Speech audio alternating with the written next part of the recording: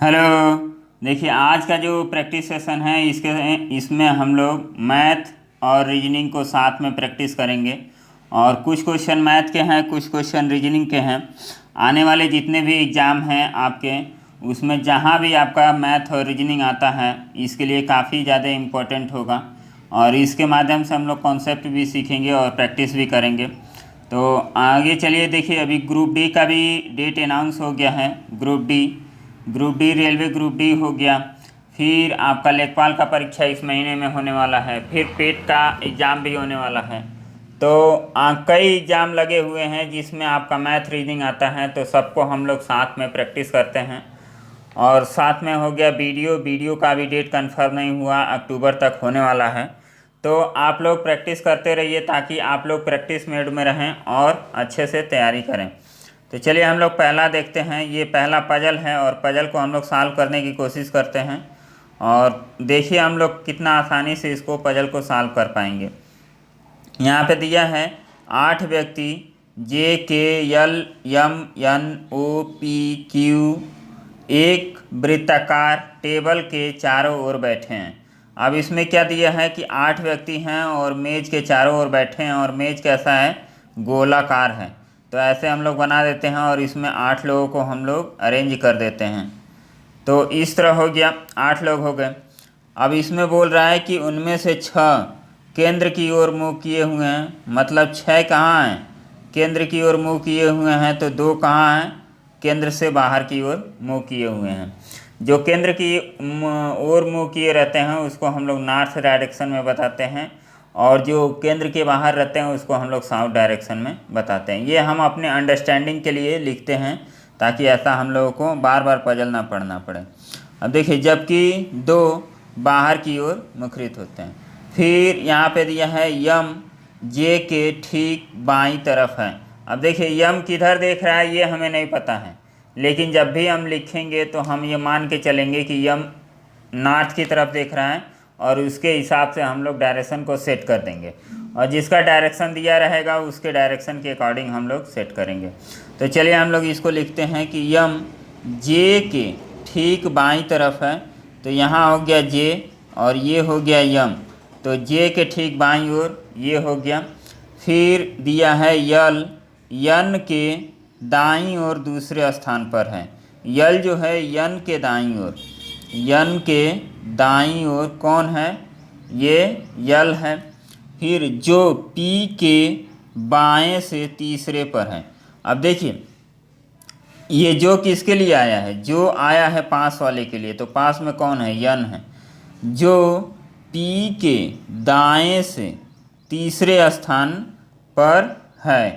तो पी के दाएं से तीसरे स्थान पर।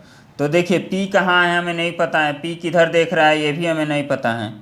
और यहाँ दिया क्या है, जो पी के दाएं से तीसरे स्थान पर है, जो बाहर की ओर देख रहा है। अब देखिए यहाँ पी का डायरेक्शन दे दिया है कि पी किधर देख रहा है, बाहर की ओर देख रहा है। तो पी जब बाहर की ओर देखेगा, तो जब बाहर की ओर देखेगा तो इसका दाएं किधर हो जाएगा, इसका दायां इधर हो जाएगा, 1 2, और ये तीसरे स्थान पर यहाँ आपका यन हो जाएगा। तो इस तरह ये कहाँ जाएगा, ये दायां हो जाएगा। तो इस तरह हम लोग को सेट करेंगे। अब देखिए पी का डायरेक्शन केवल आपको मिला है।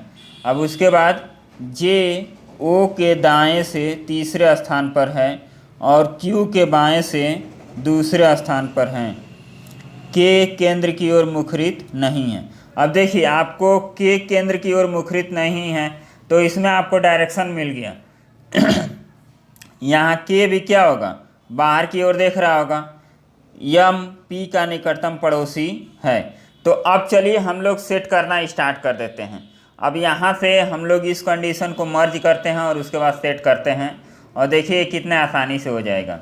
हमको ये दिया था कि 6 लोग अंदर की तरफ देख रहे हैं और 2 लोग बाहर की तरफ देख रहे हैं। तो इसको हम लोग कैसे करेंगे, यहाँ पे देखिए। अब यहाँ पे यन तो अंदर की तरफ ही देखेगा, तो यन अंदर की तरफ देखेगा। और यन के दाएं कौन बैठा है, यल बैठा है। तो यल को हम यहाँ बैठा देते हैं और यल भी कहाँ देखेगा, अंदर की तरफ देखेगा। और जो यन है पी के बाईं ओर है, तो पी के बाईं ओर है तो पी आपका यहाँ होगा, और P किधर देख रहा है, बाहर की तरफ देख रहा है। तो ये कंडीशन हो गया, ये कंडीशन हो गया। उसके बाद बोला है क्या, यम और जे के बारे में बोला है, यम और जे। तो यम और जे यहाँ हो सकता है या यहाँ हो सकता है। और उसके बाद आगे कंडीशन हम लोग नहीं नोट किए हैं, तो आगे कंडीशन हम लोग नोट कर लेते हैं, इसको हम लोग रब कर दें। उसके बाद हम लोग देखेंगे कि आगे क्या बचा है। तो यहाँ देखिए, यहाँ से हम लोग को कंडीशन पढ़ना था, जे ओ के दाएं से तीसरे स्थान पर है, ओ के दाएं से तीसरे स्थान पर, तो ये तीसरे स्थान पर हो गया। फिर और क्यू के बाएं से दूसरे स्थान पर, जे जो है ओ के दाएं तीसरे स्थान पर बैठा है और क्यू के बाएं से दूसरे स्थान पर, तो यहाँ आपका क्यू हो जाएगा इधर क्यू के बाएं।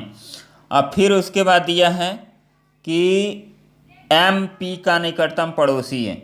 अब देखिए, यम पी का निकटतम पड़ोसी है, तो यहाँ कहाँ आ सकता है यम, यम या तो यहाँ आ सकता है या यम यहाँ आ सकता है, दो ही जगह पॉसिबल है आने की यम की। तो हम लोग देखिए, ये कंडीशन दिया है कि जे के बाएं रखेंगे, तो जे अंदर की तरफ ही देख रहा है, क्योंकि के और पी तो हमें दो मिल गए जो बाहर की तरफ देख रहे हैं। तो हम लोग जे को यहाँ रखेंगे, ये अंदर की तरफ देखेगा, यम यहाँ रखेंगे, ये भी अंदर की तरफ देखेगा।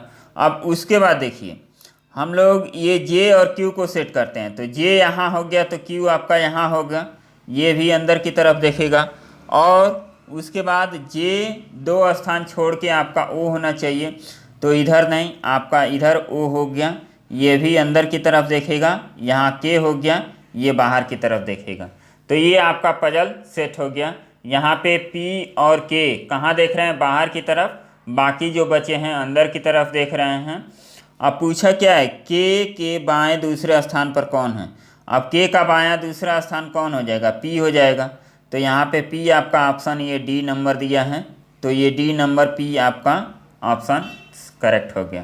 तो इस तरह हम लोग पजल को सॉल्व कर दिए। अब चलिए नेक्स्ट क्वेश्चन हम लोग देखते हैं। नेक्स्ट क्वेश्चन में क्या दिया है। अब देखिए, ये सिंपल इंटरेस्ट का क्वेश्चन है, काफ़ी आसान क्वेश्चन है। इसमें दिया है क्या, इसमें दिया है 900 रुपये की राशि पर 5% प्रति वर्ष साधारण ब्याज की दर पर 90 रुपया प्राप्त होता है, तो कितना समय लगेगा। काफ़ी आसान क्वेश्चन है, इसका डायरेक्ट हम लोग वैल्यू निकाल सकते हैं। 900 दिया है, इसका 10% यदि निकालेंगे तो हो जाएगा 90। 10% का मतलब इधर से एक अंक हटा दीजिए, तो ये जो बचता है इसको हम लोग क्या कहते हैं, 10%। और 5% निकालना है तो कितना हो जाएगा, 45। मतलब एक साल में 45 रुपया मिल रहा है, तो 2 साल में 90 रुपया मिल जाएगा। तो इसका राइट आंसर क्या हो जाएगा, 2 हो जाएगा। लेकिन आप फार्मूले से करना चाहते हैं, तो फार्मूला क्या होता है, SI = P × R × T upon 100। ये होता है सिंपल इंटरेस्ट का फार्मूला, काफ़ी आसान है। तो इसको हम लोग लगा देंगे। ब्याज कितना मिला, 90, और मूलधन कितना है, 900, और दर कितना है, 5%। यहाँ टाइम निकालना है, यहाँ हम लोग 100 से डिवाइड कर देते हैं। तो ये 0 से 0 कट गया, इससे हम लोग काटेंगे तो ये कितने बार में कट गया, 10 बार में, और ये 5 से काटेंगे तो 2 बार में। तो टी की वैल्यू कितनी आ गई, 2।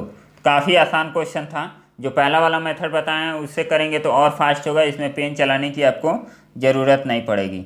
नेक्स्ट क्वेश्चन देखिए। नेक्स्ट क्वेश्चन क्या दिया है, काफ़ी सिंपल क्वेश्चन है।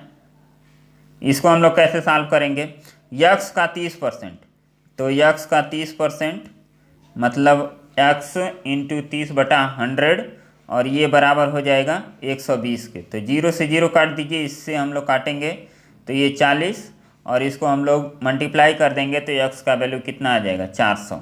नेक्स्ट क्वेश्चन हम लोग करते हैं, ये रीजनिंग का क्वेश्चन है।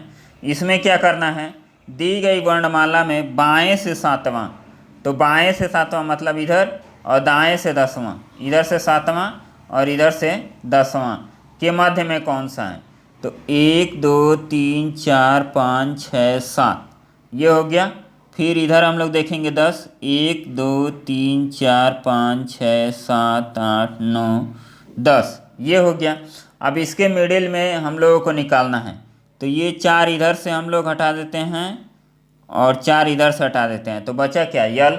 यल क्या हो जाएगा, बीच में हो जाएगा, तो ऑप्शन नंबर बी आपका राइट आंसर हो जाएगा। काफ़ी आसान क्वेश्चन था।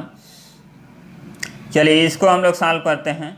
इन शब्दों को वर्णमाला क्रम में व्यवस्थित कीजिए तथा उन शब्द का चयन कीजिए जो अंत में आता है। मतलब अल्फ़ाबेट के अनुसार हमें सेट करना है। आप लोग डिक्शनरी देखे होंगे तो उससे आप लोगों को आइडिया लग गया होगा कि कैसे इसको सेट करना है। तो देखिए पी आर आपका हर जगह दिया गया है, तो पी आर को हम लोग हटाते हैं। पी आर तो हर जगह होगा। अब सबसे फर्स्ट स्थान पे कौन आएगा, ये आएगा, पी आर ए आया है, और उसके बाद फिर ई वाला आएगा। ये ई है, ये भी ई है, ये भी ई है, और यहाँ ओ है। तो सबसे लास्ट में तो यही होगा ना, प्रोग्राम। और ये क्रम क्या होगा, ये एक है तो ये दूसरा, तीसरा, चौथा, और ये आपका हो जाएगा पांचवा। तो इसका आंसर आप निकालेंगे तो ये हो जाएगा प्रोग्राम। यदि इसका सेटिंग हम लोग करें कि कौन पहले स्थान पे आएगा, तो दूसरा आ जाएगा आपका पहले स्थान पे और पांचवा आ जाएगा सबसे लास्ट में। इसके बीच का हम लोग देख लेते हैं। तो इसमें देखिए P R E, P R E, P R E, P R E के बाद ए आया है, तो इसका मतलब ये पहला आ जाएगा दूसरे स्थान पे, ये दूसरे स्थान पे आ गया। अब इसमें हम लोग देखेंगे, यहाँ यस दिया है, यहाँ सी दिया है, तो ये 4 आ जाएगा, 4 के बाद 3 और 3 के बाद 5। तो ये आपका कुल अरेंजमेंट हो गया। तो लास्ट में पूछा है तो लास्ट में पांचवा नंबर क्या हो गया, प्रोग्राम आपका आंसर हो गया। नेक्स्ट क्वेश्चन हम लोग लगाएंगे, काफ़ी आसान क्वेश्चन। अब देखिए इस टाइप के रीजनिंग के क्वेश्चन को हम लोग कैसे करते हैं। इसका कोड ये दिया है, इसका कोड ये दिया है, इसका कोड ये दिया है, तो इसका कोड हम लोग लिखेंगे तो क्या होगा।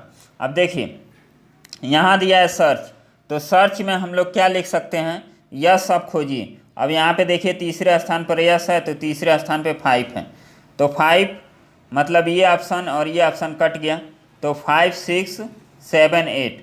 मतलब अब इसको और इसको वेरीफाई कर लीजिए थर्ड स्थान पे। मतलब ए का प्लेस देख लीजिए कि ए प्लेस पे ए का क्या कोड है, तो ये थर्ड स्थान पे, ये थर्ड स्थान पे क्या है 7, तो आपका डी नंबर आपका राइट आंसर हो गया। अब चलिए हम लोग कुछ और क्वेश्चन करते हैं यहाँ पे। अब यहाँ दिया है कि अर्थ में समझाना है, बड़े से छोटे लेवल में असेंडिंग आर्डर या डिसेंडिंग आर्डर में हमें व्यवस्थित करना होता है। रीजनिंग में एक क्वेश्चन आता है। तो अब देखिए यहाँ पे गांव, राष्ट्र दिया है, गांव दिया है, तालुका दिया है, जिला, राज्य, इस तरह का कुछ दिया है। तो इसको हम लोग कैसे सॉल्व करेंगे। यहाँ पे दिया है राष्ट्र, तो राष्ट्र का मतलब क्या, सबसे बड़ा हो गया। राष्ट्र के बाद राज्य आएगा, तो मतलब लास्ट में 1 फिर 5, तो ऐसा कोई कॉम्बिनेशन, पहला दूसरा और लास्ट वाला, ये आपका राइट आंसर हो जाएगा। तो इसमें राइट आंसर क्या हो जाएगा, ये सी मतलब 2 आएगा, विलेज, विलेज के बाद आएगा तालुका, तालुका के बाद आएगा डिस्ट्रिक्ट, डिस्ट्रिक्ट के बाद आएगा स्टेट, स्टेट के बाद आएगा नेशन। चलिए नेक्स्ट क्वेश्चन हम लोग देखते हैं। ये एज प्रॉब्लम आपका किस में पूछता है, एज प्रॉब्लम मैथ में भी पूछा जाता है और रीजनिंग में भी पूछा जाता है, तो इसको दोनों कैटेगरी में रखा जाता है। तो इसको हम लोग सॉल्व कर लेते हैं। अब देखिए अनिल चिंतन से 6 साल छोटा है, यदि उसकी आयु में सापेक्षिक अनुपात कितना है, इतना 5:8, तो अनिल की आयु कितनी है। काफ़ी आसान क्वेश्चन, ए हो गया और सी हो गया, तो इनका रेशियो दिया है तो 5x और ये हो गया 8x। इनका अंतर कितना है, अंतर हम देखेंगे तो ये आ जाएगा 3x, और 3x बराबर किसके है, 6 के। तो यहाँ से हम लोग काट देंगे तो x का वैल्यू आ जाएगा 2, तो x का वैल्यू 2 आ जाएगा। तो अनिल का पूछा है तो अनिल का वैल्यू कितना हो जाएगा, 10 हो जाएगा। इसका 10 हो जाएगा और इसका 16 हो जाएगा। यदि चिंतन का पूछता तो चिंतन का कितना आता है, 16। तो आप यहाँ पे भी गलती कई लोग करते हैं, 16 डायरेक्ट मार देते हैं, पढ़ते नहीं है किसकी आयु निकालनी है। काफ़ी आसान क्वेश्चन है आज वाले सेट में।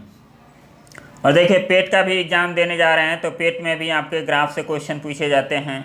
फिर आपका ग्रुप डी में ऐसे ही क्वेश्चन पूछे जाएंगे, 25 क्वेश्चन मैथ, 25 क्वेश्चन रीजनिंग। तो आप लोग इसको सॉल्व कीजिएगा। तो चलिए देखते हैं इसमें क्वेश्चन में क्या कहा गया है। अब इसमें बोला है कि 2000 से 2001 में विक्रय में प्रतिशत कमी थी। अब प्रतिशत कमी थी तो इसको देख लीजिए 2000 से 2001, तो 2000 से 2001 ये 2000 है और 2001 ये है। पहले कितना था 25,000 था, अब कितना हो गया 8,000, मतलब 7,000 की कमी। और कमी कहाँ से हुई है 25,000 से, जहाँ से कमी और जहाँ से वृद्धि होता है उसी को रखते हैं, इंटू कितना हो जाएगा 100। तो ये 102030 102030 और 25 चौका कितना 100 और 7 चौका कितना 28। तो ये 28 आपका राइट आंसर हो जाएगा, ए ऑप्शन आपका राइट हो जाएगा। तो इस तरह हम लोग क्वेश्चन को करेंगे और क्वेश्चन को सॉल्व करेंगे। तो चलिए इसी तरह के वीडियो में हम लोग प्रैक्टिस करेंगे, मैथ के साथ साथ रीजनिंग भी प्रैक्टिस करेंगे, फिर रीजनिंग भी अच्छे से पढ़ेंगे ताकि आप लोगों का फ्लो बना रहे और आप लोग तैयारी करते रहें। तो चलिए मिलते हैं नेक्स्ट वीडियो में, तब तक के लिए बाय, धन्यवाद।